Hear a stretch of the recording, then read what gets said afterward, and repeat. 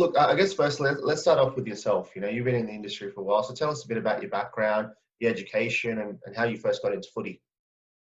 Yeah, so I started a Bachelor of Multimedia at Swinburne University all the way back in 2000. So back then I really didn't know what I wanted to do for a career or even the next month. So I was trying to find something that was up my alley, but just still was going to teach me how to or a path that I could take. So the multimedia degree was nice and broad. So that took in obviously web design, graphic design. We did a lot of radio and production projects, a lot of video editing, all that sort of thing. So it was quite good, and it allowed me to figure out what I didn't want to do as much as what I did. I didn't really have the design flair. I never paid attention at the sort of web design classes, even though my mates were really good at it. So I was sort of trying to find my way, and then part of that degree was an industry year out in the field somewhere. So yeah, my uni buddies all went off and worked for graphic design companies, or web development was starting to sort of boom back then, that web 1.0, I guess. And so they went off and did all that, but I was sort of struggling and trying to find my little niche. And I'd always been interested in sport, and I was a mad footy fan.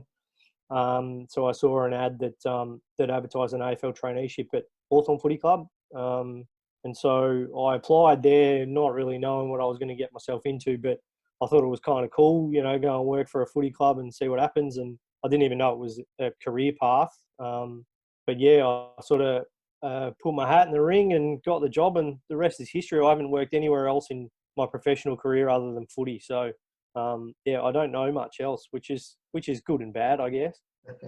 Right. Okay. And I think just before we started recording, I was chatting to you about your hilarious article that you wrote. I think it was about a week or so ago.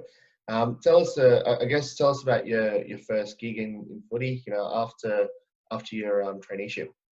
Yeah. So thanks. It was good to be able to write something that put a smile on people's faces as they're sitting at home doing nothing. Yeah.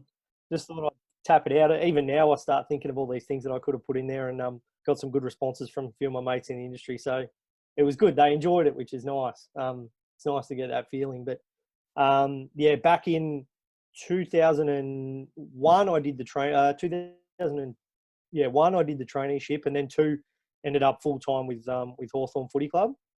So back then, it was sort of I had no idea what I was getting myself in for. It was every job back then in sports technology took absolute hours to do.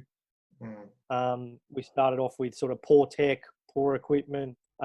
It was a club that had just come off a prelim final loss and had sort of high hopes. And obviously it's no secret that they then sort of nosedived again for a little while before they became the powerhouse that they did. But yeah, I sort of got taken along for the ride by my boss, who was it was a great man and taught me a lot about how to troubleshoot technology. So I think I owe it to him that I was able to stay so long in the industry, because he had that one skill where back in the day there were a lot of tech issues that were very hard to explain because the tech wasn't robust like it is today. So it was really important to learn those fundamental skills, even though I had no idea what I was doing really. Right. So yeah, it was. But yeah, the one thing you can count on, and that's why I wrote the article, the one thing you can count on in footy is that you end up with some really good stories and some really good people. And it was a good fun to even think back to those days about what we had to endure. So, I think I wrote in there that my first day I got stuck it was basically a cupboard, and I had to transcribe interviews with the players that were done in the off season by hand. So I was busy sitting there writing them in a book. Right. I don't think they ever got used, but that was my first job in AFL footy. Hope you enjoyed this episode. If you'd like to check out more of our content, go to sporttechdaily.com or follow us on social media across Twitter, LinkedIn, Facebook, or Instagram.